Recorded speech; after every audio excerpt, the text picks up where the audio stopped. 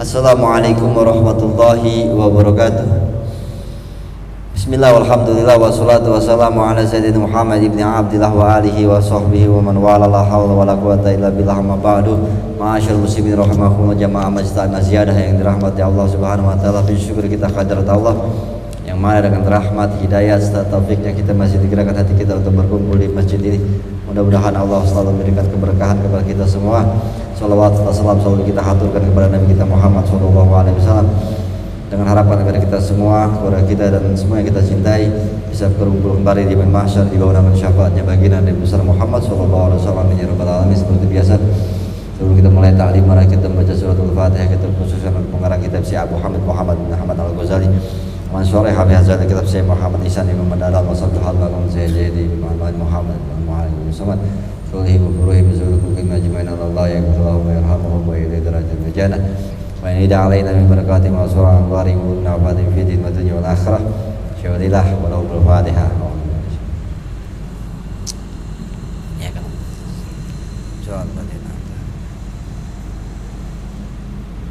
Jemaah sekarang kita lanjut pengajian masih dalam Ar-Raja.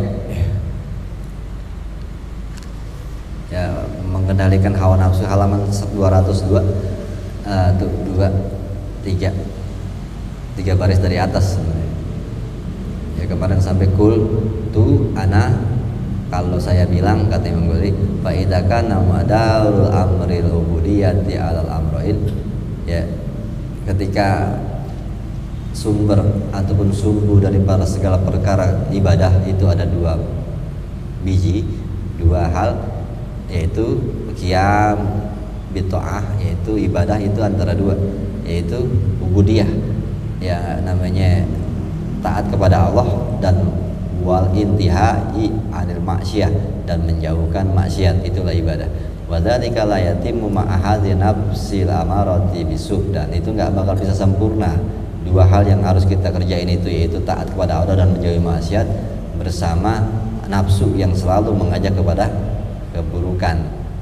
Illa, kecuali kita harus bitarghibi wa tarhibin, memberikan hasrat kepada hawa nafsu dan juga nakut-nakutin, ngeri-ngeriin, wa tarjiyatin wa takhwifin, nah itu memberikan harapan-harapan kepada nafsu dan juga memberikan rasa-rasa takut kepada nafsu. Fa inna dabah, kemarin gitu, karena sesungguhnya makhluk atau hewan yang melata, harun yang bandel, tahtaju ila qaidi yakuduha, ya harus memenuhi atau membutuhkan penuntunan, ya, dari yang si penuntun gitu, mesti dituntun gitu. Wa ila saiki yasukuha, dan juga mesti digiring, yang bisa menggiringnya kalau binatang yang bandel. Kemarin sampai situ kayaknya, ya. Wa idza waqa'at, sekarang gitu. A'udzubillahi minasyaitonir rajim. Bismillahirrahmanirrahim. Qala Imam Al-Mu'allif rahimahullah wa nafa'ana bi barakatuh fi darin amin. Wa idza waqa'at fi mahwati farubbama tudrabu bi sauti min janibin, ya, wa yulau wajhu laha asyairu min janibin akhara, min janibi akhara, hatta tan hato wa tanakhalasa mimma waqa'at fihi. Wa idza, ketika wa idza, jikalau waqa'at, ya, jatuh ataupun ada di tempat. Waqa'at ini perempuan apa? Maksudnya ya, binatang ternak.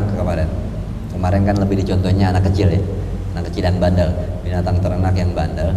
Jikalau dia terletak, atau binatang ternak yang bandel ini fi mahwati, ya, di dalam mahwatin ini sebenarnya di dalam tempat yang mahwa itu sesuatu yang menyenangkan dia tapi muhlikah, nyenengin tapi akan menghancurkan dia gitu, ya.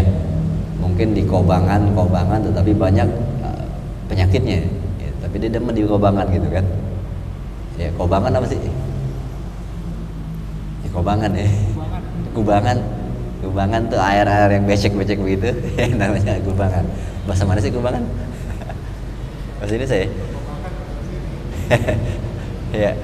Ya di kubangan gitu, yang biasanya becek-becek air itu kan banyak penyakit misalnya, Itu kan tapi binatang demen di situ, adem, ada airnya. Nah itu ya parubama tudrobu bisauti min janib. Ya boleh jadi kita coba untuk memukulnya ya tuh, dipukul dia dengan cambuk dari satu sisi. Ya, dipukul, jangan di situ. Kalau kata kambingnya, oh lagi enak-enak di sini gitu. Iya, lo nggak paham kalau itu bahaya. Gitu. Ya. Kan begitu yang bandel-bandel. Dia nggak paham kalau itu bahaya, bisa bikin penyakit tuh airnya gitu. Cuma dia ngerasa enak ngomong di air-air gini, adem gitu. Ya, jadi menurut dia itu menyenangkan. Ya binatang yang bandel itu, tapi itu bahaya. Akhirnya kita mesti cambuk dia biar keluar dari tempat kubangan itu.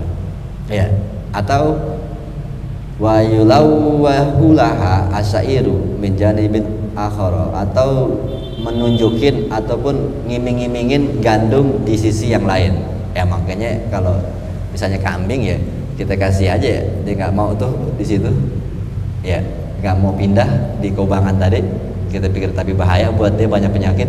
Kita kasih aja apa namanya daun nangka, gini-giniin, alalalala gitu. Ntar biar dia keluar dari situ. Ya jadi antara dua itu, atau kita gebuk atau kita iming-imingin. Kemarin kan udah sampai situ udah dibahas, ya. Nah kecil kadang-kadang itu kayak Cabil kan kemarin gitu, anak itu tadi diomelin, tadi iming-iming, tolong beli es gitu. Ya, tadi diomelin, tadi iming-imingin begitu, karena apa? Ya begitulah ngurusin yang namanya yang bandel-bandel. Ya, binatang ternak yang bandel sama juga dengan anak kecil gitu, kita ngurusin anak kecil. Ya. Lalu hatta tanhado, sampai dia mau bangkit keluar dari tempat kubangan itu ya, wa tatakhallasu mimma waqa'at fihi, dan dia bisa terlepas atau selamat daripada tempat apa-apa yang dia terletak di situ. Maksudnya dia bisa selamat dari apa-apa yang ada di kubangan itu, bakteri kayak macam itu. Paham maksudnya tuh ya. Wa inna sabiyyu, ya nah ini baru dinyontohin anak-anak. Wa inna sabiyal arima, sesungguhnya anak-anak yang nakal, la yamurru ilal kutab illa bitarjiyah minal walidaini, gak bakalan bisa mau belajar. Yamurru itu menjalani pelajaran, ya ilal kitab, gak bakal mau menjalani untuk memegang kitab, maksudnya mau belajar kecuali diberi harapan sama orang tuanya, dua orang tuanya. Ya, itu anak yang bandel, ya, yang nakal, susah banget belajar. Ya, disuruh belajar, mintanya diiming-imingin dulu. Ntar dah, kalau ente lulus SD, bapak beliin motor, gitu. Motor dinain, gitu. Motor-motoran, gitu, ya. Diiming-imingin. Kalau apa namanya, kalau lulus SMP, saya beliin ini, gitu ya. Biasanya lulus ada tuh ceritanya tuh, tapi minta apa nang, tong minta apa biar sekolah benar. Saya cuma minta titik hitam pak. Gitu. Yang itu jangan cerita anekdot. Itu tidak cerita SMA itu. Ya itu ada ceritanya begitu, udah pernah dengar ceritanya. Ya memang anak kecil tuh mesti diiming-imingin gitu. Jadi ada cerita begini. Anak kecil nih SD bandel, minta ampun, susah banget suruh belajar, sampai orang tuanya dipanggil ke sekolahan, pak ini anak bandelnya minta ampun gitu. Kata bapaknya, ya ntar saya urusin gitu. Ngomong dia sama anak, tong lu sekolah yang bener apa ya? Gitu, ranking terakhir mulu gitu. Apa sih yang lu pengen? Minta ada sesuatu. Ya tuh dikasih harapan. Ya anaknya bilang, pak saya cuma minta kertas terus bapak titikin hitam gitu. Dikasih, kata bapak, oh itu doang yang lu pengen. Iya, ya kertas, paket, pulpen, titik doang hitam, dia cuma minta itu, udah disimpan sama dia. Bapaknya lihat besoknya rajin banget belajar, ranking 1, lulus SD, luar biasa ya. Itu mulai SMP kelas 2, kelas 3 dia bandel lagi, panggil lagi dia orang tuanya gitu, panggil orang tuanya, panggil lagi, terus dipulang ditanya lagi, tong bun aneh bapak dipanggil sama sekolahan, lu bandel banget sih, ngapa sih lu minta apa anda biar lu belajar gitu. Saya minta titik lagi pak, dikasih lagi bapaknya, titik, gitu, udah simpen, pinter lagi, rajin lagi belajar ya, lulus SMP, masuk SMA, begitu lagi pas udah mulai kelas 2 dibandel lagi, Bapaknya bilang, ya minta apa tong biar rajin belajar gitu. Saya minta titik hitam lagi, yang lain tong, jangan yang itu mulu gitu. Bapak beliin motor ya. Dia bilang ya udah nggak apa-apa dah, beliin motor. Dibeliin motor ya bapaknya gitu. Nggak lama naik motornya ugal-ugalan karena masih bandel. Ada gitu tahu tabrakan, bapaknya telepon di rumah sakit, anaknya udah koma gitu. Tapi masih bisa ngomong sih ya. Bapaknya datang, tong lo kenapa jadi begini, tabrakan be gitu.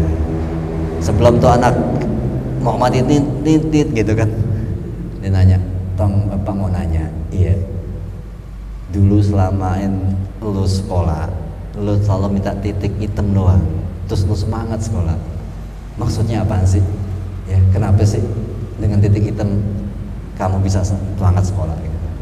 Terus anaknya mau jawab, sebenarnya pak, waktu dulu saya minta titik hitam itu maksudnya adalah titit, anaknya mati. Jadi sampai sekarang titik hitam tuh nggak tahu maksudnya apa. Ya itu cerita waktu dia SMA gitu. Jadi itu sampai sekarang titik hitam itu misteri gitu. Sebenarnya kenapa anak itu pasti cari titik hitam semangat banget, bapaknya aja pengen tahu ah. Iya, makanya sampai sekarang nggak ada yang tahu karena bapaknya pun nggak tahu kenapa. Anaknya langsung mati pas mau ngomong, sebenarnya pak titit, anaknya mati. Jadi misteri. Tuh. Ya kita kembali lagi ke harapan. Ya, jadi itu bapak itu memberi harapan dengan titik hitam itu.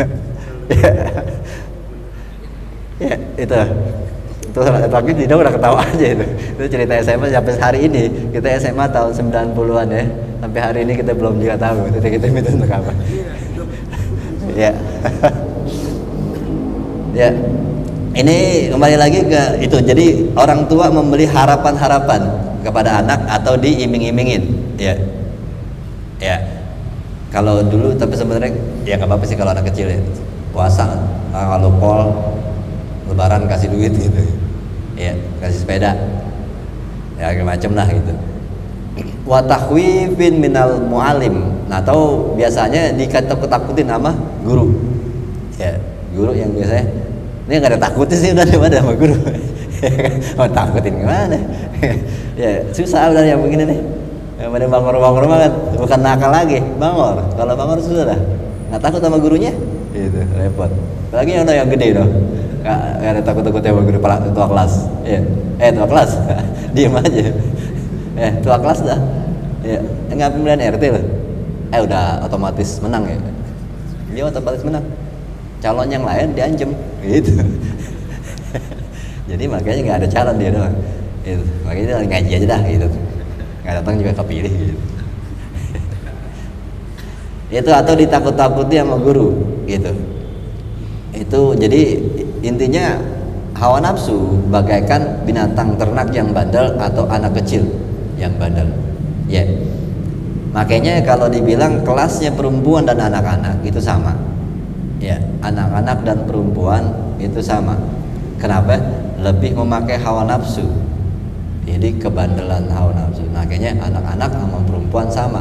Kalau anak laki model kayak anak-anak, ya masih anak-anak namanya walaupun tua udah kan gitu. Makanya bahasanya kalau kata Pak Rena, dewasa itu pilihan, tua itu pasti. Gitu. Kenapa? Tua ya tua, dewasa belum tentu. Karena kalau masih pakai hawa nafsu nggak bakal dewasa. Masih anak-anak juga tetap. Ya, rambut doang ubanan, kelakuan anak-anak. Itu sama perempuan memang rata-rata pakainya hawa nafsu. Itu akalnya lebih di belakang. Itu. Ya kalau Imam Ghazali mengatakan akalnya setengah perempuan, hawa nafsunya satu. Anak laki akalnya satu, hawa nafsunya setengah. Mau setengah aja, sampai ke rumah sakit setengah aja juga. Itu gimana satu? Itu akal yang satu kok nggak bisa meredam nafsunya yang cuma setengah gitu. Sedangkan perempuan, ya nafsunya satu, akalnya setengah, tetapi kok bisa? Karena dia punya meninggikan rasa malu. Jadi ketutupnya perempuan nafsunya itu karena padahal lebih besar dari laki. Ketutupnya kenapa? Karena dengan rasa malunya dia. Masa malunya itu yang dia masih logis, masih sadar. Coba dibikin mabok, perempuan lebih bahaya. Karena kalau udah mabok, dia kan nggak pakai akalnya lah, nggak bisa nahan rasa malunya lagi. Kelihatan kalau perempuan lebih besar hawa nafsunya. Gitu. makanya kencing mabok dulu. Ya, yang begini yang bahaya. Hawa nafsu setengah aja udah galak banget gitu. Ya itu. Dan kalau anak laki masih hawa nafsunya sangat besar, ini maksudnya hawa nafsu yang akhirnya menjadi kayak anak-anak, ini kebangetan. Kok akalnya satu nggak mampu itu. Kalau perempuan ya wajar ya, memang akalnya setengah. Anak laki sampai begitu ya, makanya terlalu jauh daripada ketauhidan. Ya itu. Ini makanya dikatakan di sini wa kadzalika hadzan nafsu dabatun harunun. Begitu pula demikian juga ya, nafsu ini maksud nafsu kita ini seperti binatang ternak ya yang bandel ya hitungannya nafsu kita itu binatang yang bandel. Waqa'at fi mahwati dunia, dia sedang terjatuh ataupun terlena dengan kesenangan dunia yang sebenarnya membahayakan tadi kayak kubangan. Memang kelihatannya enak, tapi itu bahaya sebenarnya. Gitu. Dan dunia ini bagaikan kubangan-kubangan yang adem itu, padahal penuh dengan penyakit. Begitu. Jadi dikatakan begitu juga hawa nafsu kita yang selalu jatuh merasa tentram di dalam kubangan-kubangan dunia ini. Ya, dunia dengan keindahan-keindahannya itu sebenarnya banyak banget mudaratnya yang membahayakan hidup kita. Gitu. Ya. Dan dunia yang begitu indahnya terlihat secara zahir, kayak misalnya tadi kubangan, binatang melihatnya air enak banget, tapi sebenarnya banyak penyakitnya, tapi dia nggak lihat penyakitnya. Begitu juga kita manusia, hawa nafsu kita melihat dunia begitu menyenangkannya, tapi banyak banget mudaratnya sebenarnya. Begitu. Ya. Kenapa begitu? Karena kita nggak tahu. Kenapa nggak tahu? Ya nggak lihat. Kenapa nggak lihat? Ya nggak belajar, nggak paham, nggak detail. Maksudnya kadang ada cerita di Ihya kayaknya. Ada seorang yang dua orang bertamu gitu. Satu orangnya lagi ke belakang gitu. Ke belakang terus dia lihat tuan rumahnya makein makanan itu mau disuguhin dipakein racun. Gitu. Ya. Lalu habis itu dia naik ke depan. Dan dia bilang jangan lu makan ke temennya, tapi temennya mikir lu ngapain sih ngelarang-larang gue mau makan, kita lagi dikasih suguhin makanan begini enaknya, masa nggak boleh? Jangan, itu marah, dikasih tahu lu jangan makan, bahaya buat lu bisa mati. Iya. Tetapi yang dikasih tahu marah, kenapa? Apa maksud lu sih ngelarang-larang gue? Gitu. Makanan begini enaknya, itu paham nggak? Ini yang terjadi kadang-kadang ada ulama-ulama atau orang-orang soleh memberitahu marah. Ya, ini racun dunia. Dan orang-orang yang terlena dengan nikmatnya dunia, ya dikasih tahu marah. Ya, itu yang harus kita renungi. Bagaimana kita bisa tahu? Yaitu dalamin ma'rifatullah, kita akan paham racun-racunnya sebelah mana. Kalau enggak, kalau kita tidak mendalami tauhid, tidak mendapatkan ma'rifatullah, kita juga sama kayak tadi yang makan gue, melihatnya enak aja udah. Terus kita bisa jadi pas dilarang makan kita marah. Ya. Ini makanya tugas seorang nabi dan para waliullah itu berarti di situ, ya. Dia ngomelin orang, dia ngelarang orang bukan buat kebaikan dia, buat kebaikan orang itu, tapi orang itu malah marah. Berat gak jadi nabi dan para wali? Berat. Kalau dia mau tinggalin, bodo amat, mau makan, mau mati urusan lo. Boleh, gak boleh, karena ditugaskan untuk berbuat itu. Justru kalau ditinggalin, biarin dia mati-mati kayak urusan dia. Ini wali akan dilaknat sama Allah. Tuh, gua si malaka sama wali, nabi-nabi. Ditinggalin, dia kena laknat. Dia ngasih tahu orang itu marah. Ya, makanya mulia jadi orang-orang nabi dan para wali-waliullah. Kenapa? Tugasnya nyelamatin orang, tapi yang diselamatin nyakitin dia. Itu. Gimana nggak sabar jadi wali? Hitungannya emang ya lo yang makan, lo yang mati, urus amat gue gitu. Lo marah sama gue jadinya. Kan sebenarnya begitu. Cuma karena ini tugas dari Allah, paksain, barin lo mau marah kek, mau benci kayak sama gue. Yang penting lo jadi nggak mati. Kalau lo mati kasar anak bini lo, pikirannya ke situ. Cuma nih orang yang lagi ditolongin marah, gue gak akan tokor-tokor lagi lo seumur hidup, gue makan dong nggak boleh, gue gitu, ya kan? Itu kali ya sabarin aja udah, ya udah biarin aja. Makanya Nabi mengatakan dia gak paham kalau aku ini benar, itu, ya, ini capek emang. Nabi yang di Taif ditimpuk-timpukin udara. Nabi cuma bilang sama Jibril apa? Biarin aja, mereka tidak paham kalau aku ini benar. Maksudnya Nabi melakukan ini semua buat kebaikan mereka sebenarnya, tapi malah ditimpukin. Luar biasa kan? Nabi cuma bilang ya mudah-mudahan anak cucunya mau beriman. Oh, Nabi Muhammad ya, kesabarannya tingkat tinggi udah. Ya. Padahal untungnya buat apa Nabi Muhammad? Ya lo mau masuk Islam enggak ada hubungannya, gue tetap aja ibadah mahal gitu. Tapi kan Allah bilang, nggak bisa, tugas. Ya, jikalau engkau tidak mau menyampaikan ajaran agama ini, aku laknat engkau 2 kali lipat daripada umatmu. Nggak enak Nabi digituin. Pahit ya jadi Nabi ya. Wali. Padahal nyelekit gitu. Ya, nggak ada untungnya sebenarnya. Ya. Susah emang, apalagi orang yang kita kasih tahu nih yang lagi nafsu makan banget terus kita larang. Ya. Marah banget dah. Lagi pengen banget ke rumah sakit kita larang. Kan kita bisa ditibanin rumah sakit gitu. Itu susah. Emang kalau lagi nafsu-nafsunya ya terus kita jangan gitu. Oh berat. Ya. Orang lagi pengen banget kawin, kita larang jangan kawin, tahun depan aja lo. Nggak terima.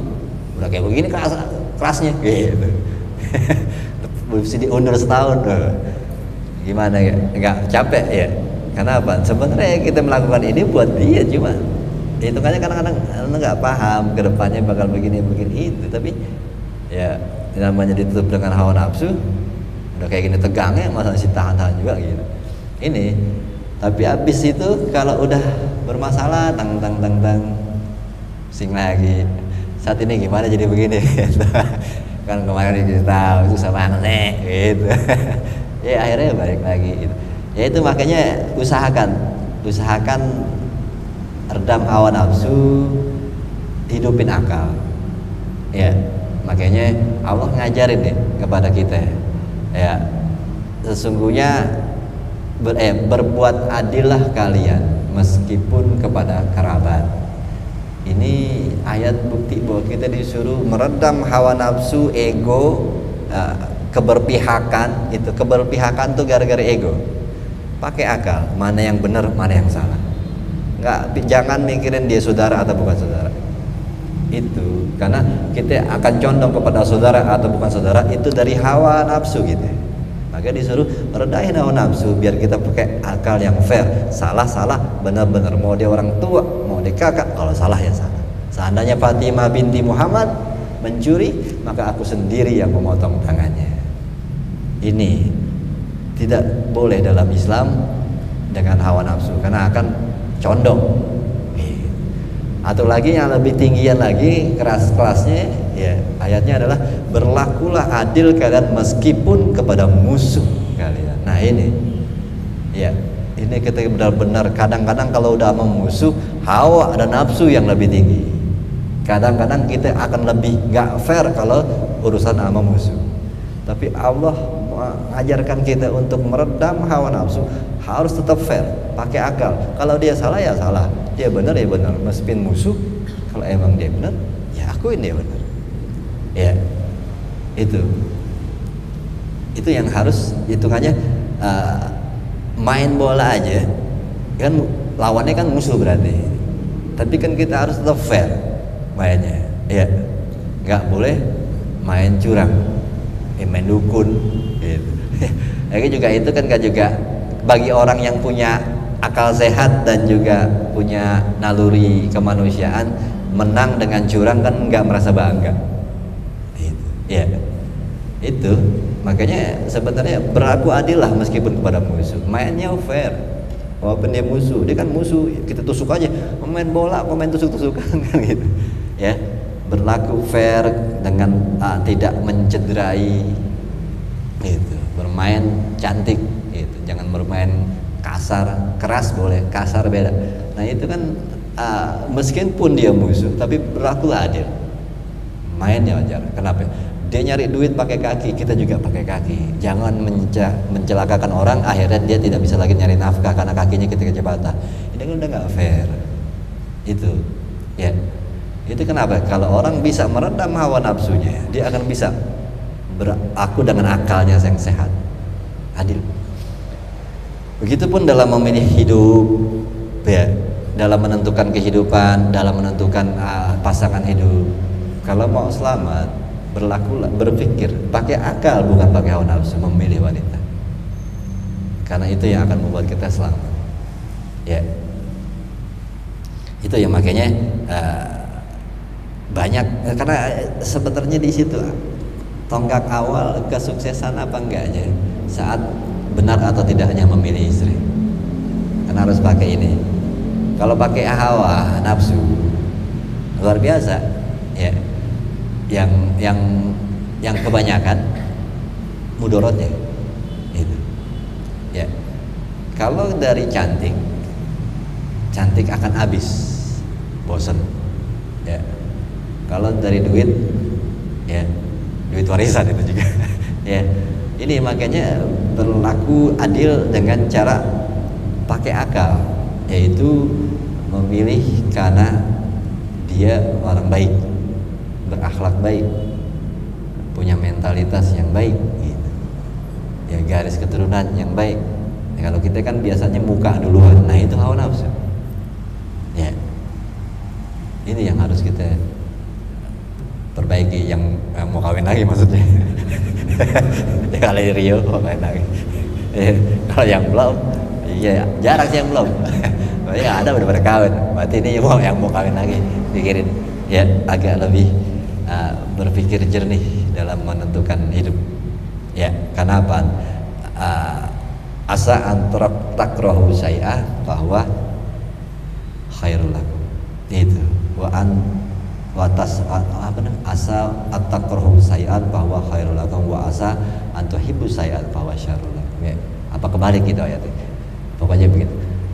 Kadangkala kata Allah, kadangkala apa yang kalian anggap baik nih, apa yang kalian anggap baik, pakai ini tapi hawa nafsu, buruk menurut Allah, pakai akal. Kadangkala kata Allah, apa yang kalian anggap buruk, pakai akal, pakai hawa nafsu, baik menurut Allah, pakai. Nah ini maksudnya kadangkala apa yang kalian anggap buruk karena kalian memandang dengan hawa nafsu, itu baik menurut Allah karena Allah nggak pakai hawa nafsu. Kadang apa yang kalian anggap baik dengan cara pandang kalian dengan hawa nafsu, itu bisa jadi buruk menurut Allah karena Allah pakai akal. Maksudnya Allah menghormati akal. Jadi siapapun orang yang ingin keputusannya mirip dengan keputusan Allah, jangan ikut sertakan hawa nafsu gitu. Kalau kita bisa tidak menyertakan hawa nafsu dalam memutuskan hidup, berarti keinginan kita sesuai dengan keinginan Allah. Makanya biar sesuai sama doa kita, ij'alillaha manasya muwaffaqan lima tasya, jadikanlah apa yang kami inginkan sesuai dengan yang kau inginkan Allah. Gimana caranya? Keinginan kita sesuai dengan keinginan Allah. Jangan pakai hawa nafsu dalam memutuskan sesuatu, pasti sesuai sama Allah. Ada sesuatu yang pakai hawa nafsu pastinya salah menurut Allah. Apa? Sesuatu fatwa kehidupan, baik dengan Quran ataupun dengan hadis, tetapi dengan hawa nafsu tetap salah. Makanya ini hawa nafsu dalam urusan-urusan penentuan hidup jangan diikutin, jangan ikut serta, karena dia justru amaratu bisu, ngajaknya pasti kepada keputusan yang salah gitu. Jadi jangan diajak ya. Kalau kita rapat gitu ngambil keputusan, ada 3 orang nih, orang-orang gak benar, jangan disuruh ikut keputusan yang ini aja ya, yang no jangan dikasih pendapat gitu, apa namanya, kasih suara, karena udah pasti orang penjahat gitu. Nah itu hawa nafsu itu selalu mengarah kepada yang buruk. Nah kalau menentukan suatu hidup pakai akal, nggak usah ikut hawa nafsu, karena dia akan membawa kita kepada sesuatu yang salah nantinya. Karena hawa nafsu pengennya yang buruk-buruk. Nah, ini memang dalam menentukan kehidupan, kadang kalau dengan akal itu, makanya bahasanya Allah, asa antakrahu saya, kadangkala kamu nganggapnya nggak enak. Emang kalau nggak pakai hawa nafsu kadang-kadang nggak menyenangkan ya. Nah itulah tipuan dunia, dan itulah yang dikatakan kita disuruh sabar menghadapi ketentuan Allah. Siapa sih yang nggak pengen yang enak-enak? Tetapi ternyata yang enak-enak itu adalah keinginan hawa nafsu ya. Ya contohnya ada orang yang berakhlak baik, keturunan orang-orang yang baik ya, hitungannya solehah, cerdas, punya mentalitas yang tinggi. Ini perempuan ya, tapi wajahnya 6,2 gitu. Tapi ada satu lagi yang wajahnya 9,1 ya, tapi agama kurang bagus, keturunan orang-orang yang gak beres ya, mentalitasnya mentalitas anak manja. Ini kalau kita pilih dengan hawa nafsu pasti yang 9,1 ya. Tapi sebenarnya kalau untuk hidup baik ke depan, yang 6,12 berat sih emang tuh, berat melihat muka kayaknya nggak enak dibawa kondangan begitu kita kira. Ini ya berat ya. Itu kadang-kadang ya maslahat yang memang itu pertaruhan kesabaran kita.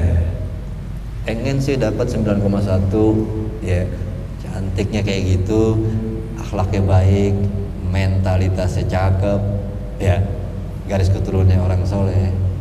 Ana cuma mau bilang ente Nabi Yusuf.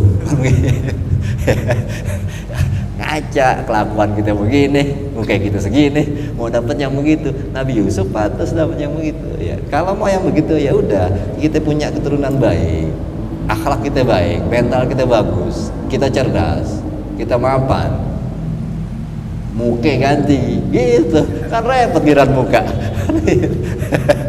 Itu girat muka gak bisa dibohongin kan gitu ya. Itu yang kadang-kadang gede pasar daripada tiang ya kan, pengennya dapat. Itu hawa nafsu kan ngebegoin kita akhirnya dari 6,2 yang cewek itu sama yang 9,1 kita milih, kita hawa nafsu yang no aja cakepan, padahal hawa nafsu bohongin kita ya, karena hawa nafsu nggak bolehin kita ngaca gitu. Lu jangan ngaca, tapi lu pilih yang no gitu. Padahal kalau ngaca pantasnya yang no kan begitu. Ini hawa nafsu kadang-kadang nggak tahu diri ya. Itu ngaca rambut tuh gitu, rambutnya jadi kacain gitu. Akhirnya pantasnya gue dapet yang 2,6 nih begitu. Kalau ngaca begitu akhirnya tuh ya. Kadang-kadang memang ujian kehidupan itu dari satu contoh hal yang kadang berlawanan dengan hawa nafsu tetapi pakai akal, memang berat kita nerimanya ya. Dari 9,1 ketemunya 6,2 kan kayaknya berat nerimanya, tapi kita bilang ini yang terbaik. Cuma ampun, itu yang tidak nerimain terus tuh hawa nafsu gitu. Itu makanya bahasanya asa antakrahu saya, kadangkala kamu membenci sesuatu yang 6,2 ya, tetapi bahwa khairul lak, tapi itu baik buat hidupmu ke depan. Asa antuhibbu say'an, kadangkala kamu menyukai yang 9,1 itu ya, tetapi itu buruk untukmu. Ini itu dari salah satu contoh dalam urusan memilih jodoh. Lagi tentang rasa kerjaan, tentang kehidupan, banyak yang kalau kita pakai hawa nafsu nyusruk gitu ya. Pakai akal yang sehat dengan cara mantesin ya. Ada hal yang Nabi pernah mengatakan ini, makanya kenapa Nabi bisa ngomong begitu, karena efek daripada hawa nafsu kita kepada kecantikan itu akan membawa iman-iman kita ke bawah ke sana semua. Ya. Oke, Nabi bilang apa? Hindarilah wanita cantik yang dididik dengan keluarga yang tidak baik. Itu hadis Nabi. Hindarilah wanita cantik yang dididik dengan keluarga yang tidak baik. Kenapa? Kecantikan itu membuat hawa nafsu kita akan kepada dia. Akhirnya agama kita lepas untuk kecantikannya. Karena dia pasti ngajakin nggak benar. Kenapa? Nggak didik dengan yang baik. Kita diajak, ayo kita sholat dulu maghrib. Enggak ah mas, sini aja mas, kita nonton dulu sebentar. Ah kamu gimana sih? Wah ngeliat gayanya, mukanya, ya udah dah nggak usah sembahyang dah gitu. Kebawa terus. Kenapa? Terlalu cinta karena kecantikan. Itu makanya Nabi bilang hindari wanita cantik yang dididik dengan keluarga yang tidak baik. Kenapa? Kita akan ikut, karena kita akan ketarik tuh hawa nafsu kita sama kecantikannya. Ya, jangan. Ya, tahu diri juga. Tapi kayaknya juga nggak mau sih wanita cantik. Hawa nafsu sih. Ya. Itu yang salah satu tentang masalah pengujian tentang sanggup nggak kita mengutamakan akal ketimbang hawa nafsu. Salah satunya dari pemilihan jodoh gitu. Ya, apa-apa yang miring-miringan dikit gitu. Ya, asalkan solehah, miring-miringan dikit, kakinya panjang sebelah. Ya. Tuh ada hidup setelah ini, itu yang harus dipikirin. Kita juga di sono jadi cakep banget bini kita. Kalau kita soleh, dia solehah, kita meninggal, dia meninggal, ketemu lagi, wah cantik banget. Bahkan kemarin kan ada kisahnya tuh, wanita surga yang sedang senyum pada suaminya. Iya. Akhirnya penghuni surga semua sujud, dipikir itu adalah cahaya dari Allah. Allah lagi hadir, padahal bukan Allah lagi hadir. Cahaya itu adalah senyuman dari seorang istri kepada suaminya di surga. Senyumnya aja nerangin 8 surga. Itu yang dulunya di bumi 6,2 itu. Tapi kalau ada di sana, ya kenapa bisa masuk surga? Karena dengan nilai wajah yang cuma 6,2, tetapi akhlak, kelakuan, sifat akan mengiring hidup menjadi sakinah, mawaddah, daroma kalau katanya. Itu dan akhirnya mati masuk surga. Akhirnya ketemu lagi. Tapi yang kalau 91 bisa jadi hidup dengan kerusakan, akhir masuk neraka. Nggak jadi.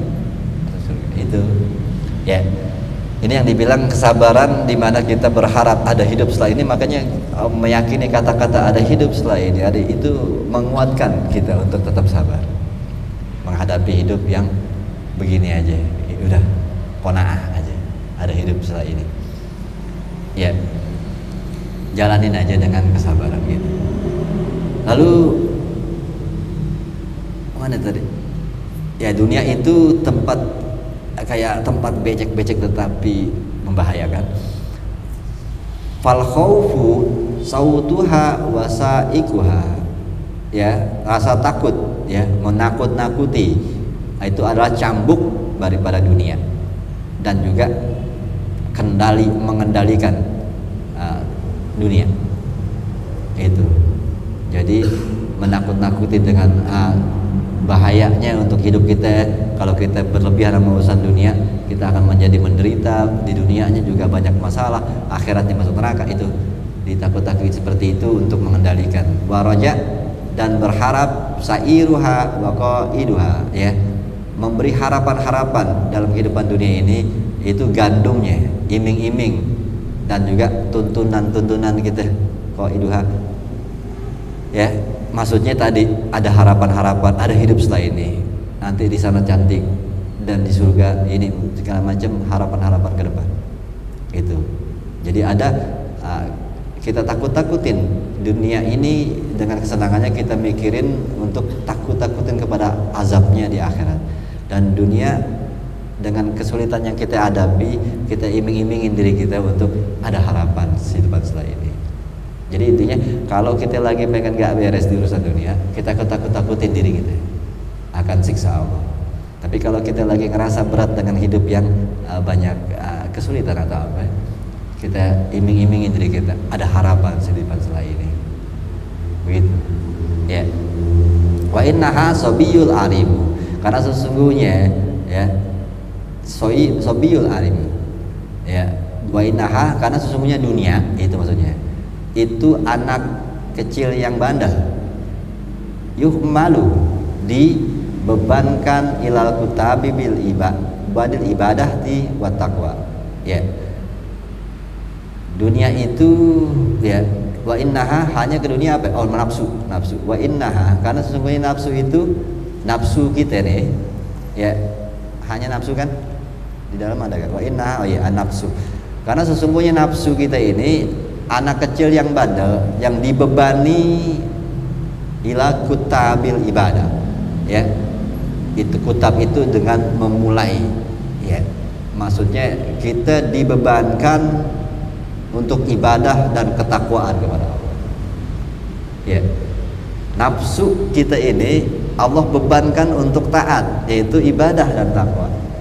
Anak bandel disuruh taat. Itu. Ini. Makanya berat kita ya. Ketaatan kita kadang-kadang kabur-kaburan. Ya. Hitungannya begitu, ibadah barangan. Kenapa? Nafsu yang kerjaannya kepada hal yang buruk dibebani kepada ketaatan ibadah. Ya. Fadzikrun nar wal iqabi tahwifu, maka itu mengingatkan akan neraka dan siksaan itu bisa menakut-nakutinya. Tuh. Ya. Yang membuat kita sholat 5 waktu ngapain? Karena kita takut disiksa neraka antar ya. Gitu. Itu emang karena emang gitu doang kayaknya kita yang mampunya. Ya kalau dibilang apa lu sembahyang, kebutuhan hidup gue, wah kayaknya jarang banget itu. Ya, ya ini pasti. Apa nih, Ramadan puasa ngapain? Takut ya kalau nggak puasa masuk neraka gitu. Atau malu sama yang lain gitu. Ya itu paling kalau dibilang puasa ingin mendekatkan diri kepada Allah, itu kayaknya ya basi buat orang-orang yang begini. Ya, karena hawa nafsu yang arahnya kepada yang buruk dibebani dengan ibadah-ibadah puasa, sholat. Kalau nggak ditakut-takutin sama neraka, kayaknya nggak ngerjain. Gitu. Ya, kenapa nih begini? Ini Ghazali ngomongin kepada orang yang benar-benar awam. Kayak siapa? Kita, akuin aja. Kita masih kadang sholat takut sama dosa, takut masuk neraka. Nggak puasa takut banget masuk neraka. Itu kita masih benar-benar awam, berarti masih kesini standarnya ya. Gak mungkin kan, kayaknya belum sampai. Kenapa lo sholat taraweh nggak pernah tinggal, puasa lo ngaji aja karena Allah dan Rasul di hati gue. Wah gitu. Kayaknya kita belum sampai ke situ tuh ya. Itu udah khawas itu ya, khawasul khawas ada lagi. Nah kita ya kalau masih banyak ngeluhnya amen tantaran sembahyang, ini sebenarnya kita harus akui kita baru sampai tingkatan diingatkan tentang neraka dan siksaan. Itu nafsu kita masih ke situ, masih harus dibebani itu. Ya. Wa dzikrul jannati wa sawabiha tarjiyatuhu wa targhibuhu. Nah, juga diiming-imingi surga, pahala-pahala, harapan-harapan dan hasrat di akhirat. Itu kita masih sampai situ ibadah kita ya. Pahalanya puasa pertama, pahalanya puasa tuh masih itu yang ya. Siapa yang sholat ini diampuni dosa-dosanya ya, itu kita masih tingkatannya masih di situ ya. Hadis-hadis ataupun ayat-ayat yang isinya pahala ganjarannya, atau kalau nggak ngerjain dihukum dengan dosa, kita masih tingkatan ya. Pada umumnya nggak tahu sih, mungkin ada di sini yang tingkatannya sudah saya nggak mikirin pahala dosa, saya ibadah karena ingin memuji-muji Allah aja. Tuh ada yang kayak gitu, kayaknya sih ini ngajar bukan ngaji lagi kayaknya. Ya sanggup nggak habis itu? Kayaknya kita masih harus tahu diri gitu. Saat kita masih lalai dalam ibadah, ya. Saat kita tidak terlalu giroh dengan sholat-sholat, tahajud segala macam. Saat-saat kita kalau sembahyang sulit sekali membaca surat sampai panjang 2 juz, 3 juz. Ya, dalam tahajud gitu baca Yasin 1 rakaat 4 kali balik. Ya, itu kayaknya belum sampai ke situ, kita belum sampai dikatakan orang-orang yang sangat mencintai ibadah. Kita masih nyari pahala.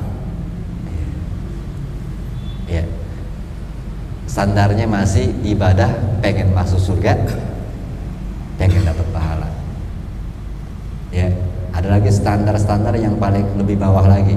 Ya, bayang gue biar dapat rezeki. Tuh, masih ke situ. Boleh, boleh.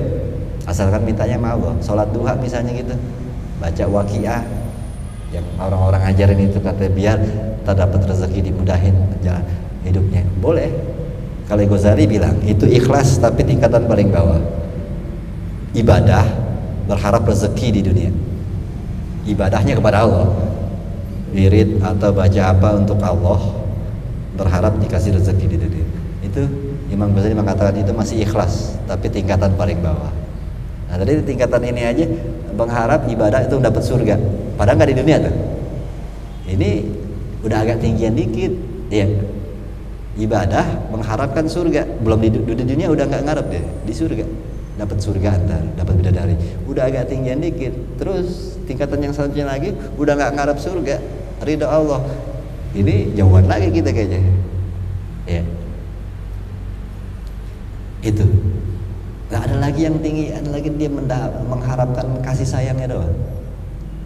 Ya, Nabi Muhammad kan cuma bilang, sesungguhnya aku ibadah segini banyaknya, atau kalau kalian lihat aku sampai bengkak kaki, aku hanya ingin memuji-mujinya, aku ingin mensyukuri hidup. Ini jauh gitu loh ya. Ibadah 1 rakaat 3 kali ayat Quran, surat yang Al-Baqarah, Ali Imran, An-Nisa. Ya, itu juga sahabat bilang saya nggak tahu selesai apa enggak, karena saya nggak sanggup, ninggalin aja. Jadi dia ikut di belakangnya, cuma ngikutin aja tapi sembahyang sendiri. Nabi dilihat baca Al-Baqarah, masih pantengin, gue pantengin Nabi. Habis itu dilanjutin Ali Imran, kata dia gue pantengin.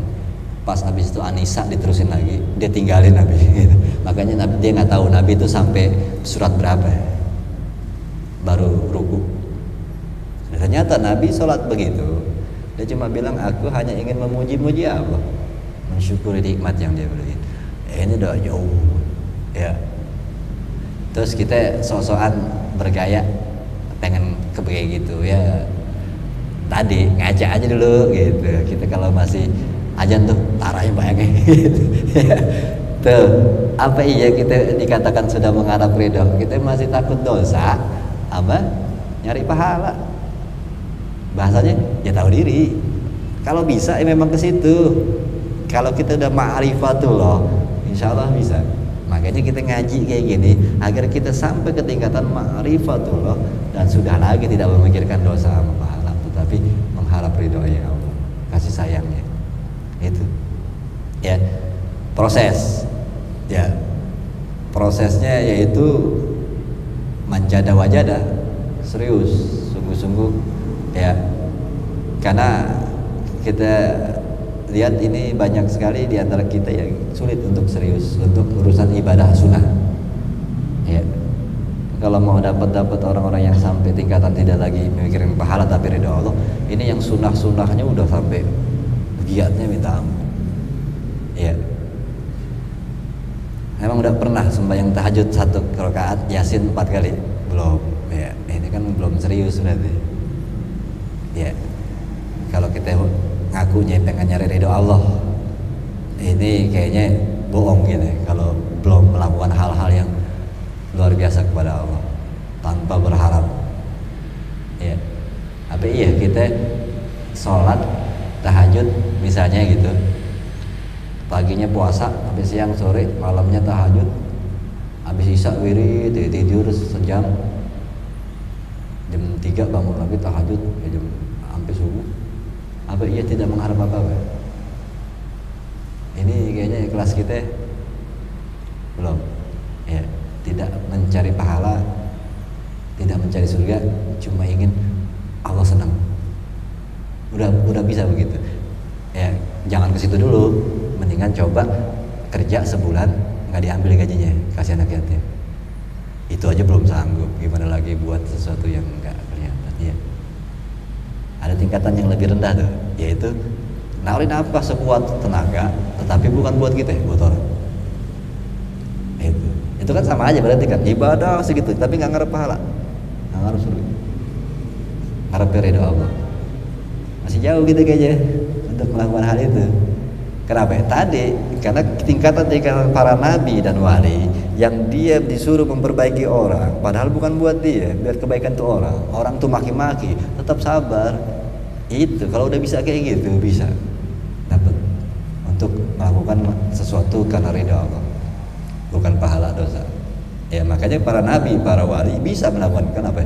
Dia melakukan suatu kerjaan melarang orang berbuat nggak benar demi kebaikan tuh orang itu bakal marah sama dia, sakitin dia, tapi tetap dia sabar, dilarang lagi. Itu orang yang sudah ikhlas melakukan sesuatu ya yang bukan buat dirinya. Nah yang begitu baru ibadahnya dia bisa mengatakan aku cuma ingin mencari ridho Allah.